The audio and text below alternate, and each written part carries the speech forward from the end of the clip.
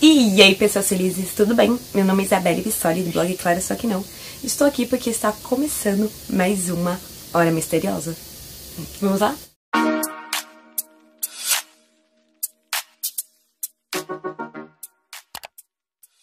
E aí, galera, tudo bem? Hoje eu estou aqui para uma Hora Misteriosa, que é um quadro aqui do canal que eu conto casos misteriosos, casos sombrios, enfim.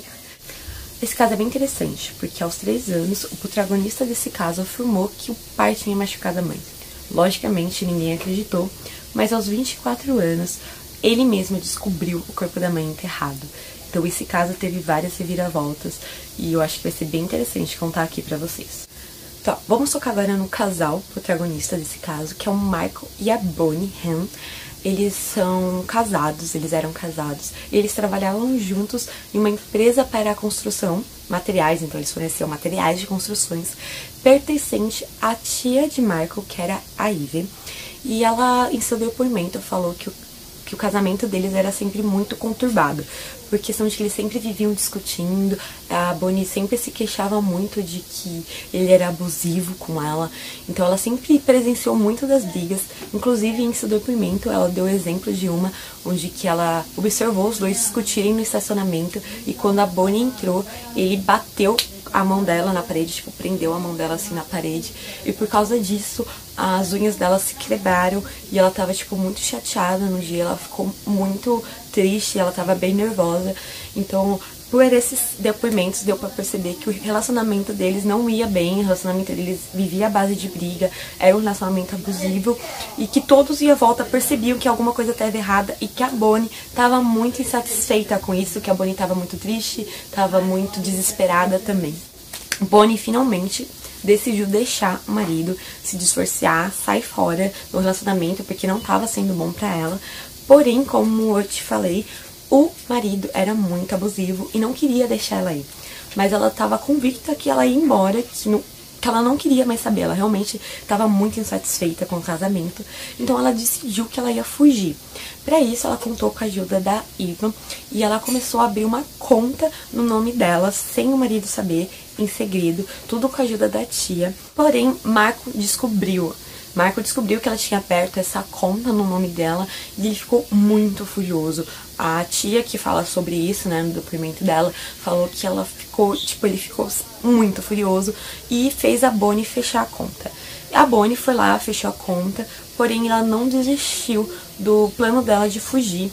E pra isso ela pegou e contou com um amigo dela, depositou a conta, abriu uma nova conta sem ele saber, depositou o dinheiro e também matriculou o filho dela em uma outra escola. Então ela estava preparadíssima para fugir, ela não queria mais realmente saber do marido. E aí acontece um ponto-chave da história.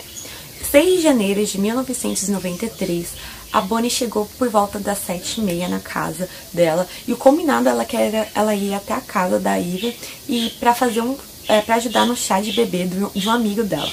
Tudo certo.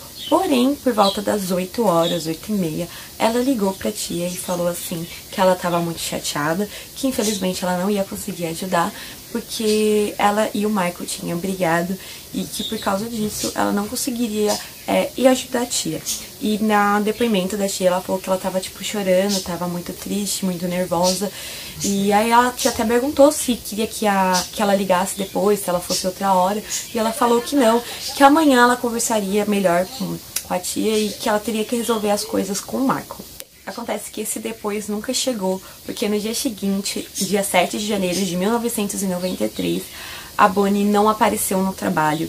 E quando foram interrogar o marido, falou que eles tiveram realmente uma discussão, que ela estava um pouco chateada e que ela tinha saído às 11 horas de casa, e depois disso ele não teve mais notícias dela.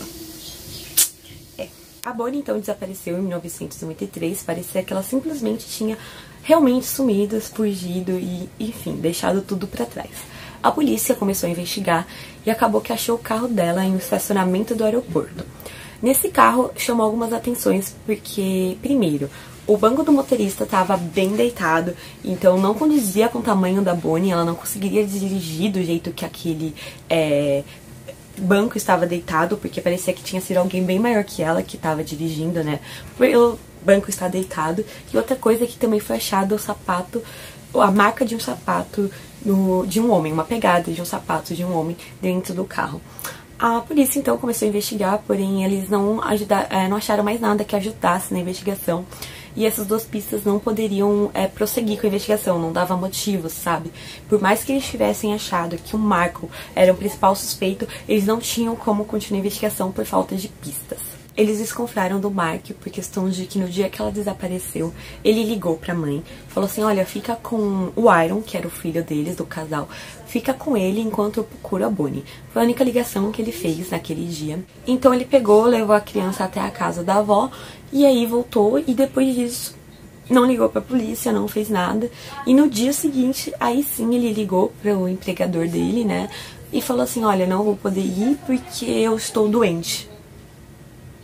Simples, ele não falou, olha, minha mulher tá desaparecida, não, ele só falou que estava doente, não ligou pra polícia, não fez nada pra ir atrás da mulher, tipo, simplesmente falou, tá bom, dane-se. E pra completar todo o quadro, o filho deles, o Aaron, quando foi entregue pra assistente social, quando foi, né, a polícia foi ver ele não parava de falar que o Papa tinha machucado a mãe, que o Papa tinha atirado na mãe, que o Papa tinha feito muito mal pra mãe dele, e ele ficava repetindo muito isso.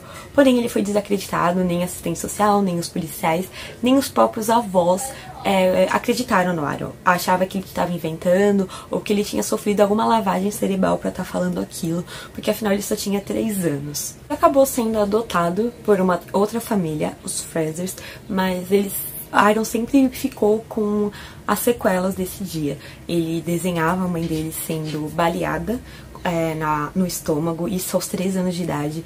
Ele dormia com um tijolo do lado da cama, com medo de alguém fazer mal, do medo do pai dele ir atrás dele, então ele não conseguia dormir, e aí ele sempre dormia com alguma coisa.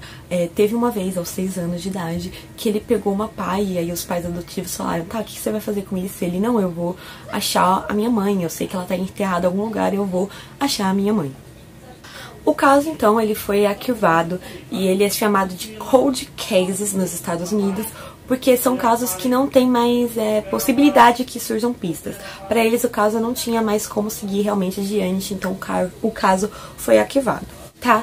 Então, passou-se o tempo, depois de 20 anos, quando Aaron tinha 24 anos, ele pegou e conseguiu tomar posse da casa dele, e aí ele voltou pra lá e começou a fazer reformas.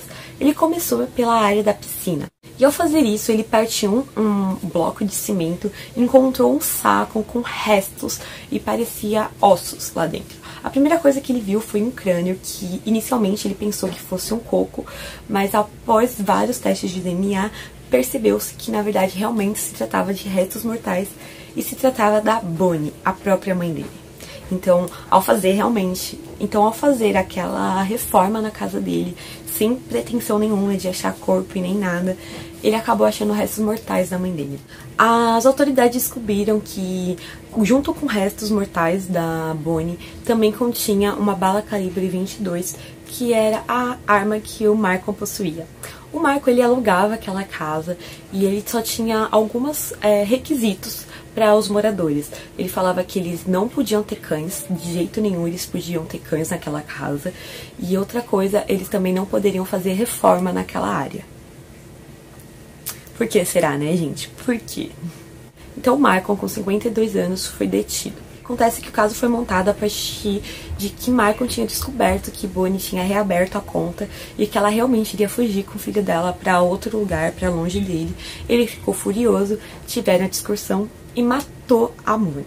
Essa foi a teoria que os juízes promotores fizeram em base do caso. Porém, Michael falou que não tem a ver com essa teoria, que ele realmente acreditava que a mulher dele tinha fugido sozinha, e ele falou até o fim que ele era inocente e que ele não tinha matado a esposa. O advogado de Michael tentou argumentar de que não tinha prova suficiente, que qualquer pessoa poderia ter matado a Bonnie e enterrado no quintal, que isso não provava que foi o Michael. Porém, apesar de todas essas defesas, Michael foi condenado à prisão perpétua. Esse foi o caso, gente, de hoje. Eu espero muito que vocês tenham gostado. Eu achei ele bem interessante, porque o filho dele sempre falou que o pai tinha machucado, que o pai tinha matado a mãe, e ninguém nunca deu valor pra ele, ninguém nunca deu crédito pra ele. E no final, Aaron sempre esteve certo, e o pai dele, né, infelizmente, realmente tinha machucado a mãe.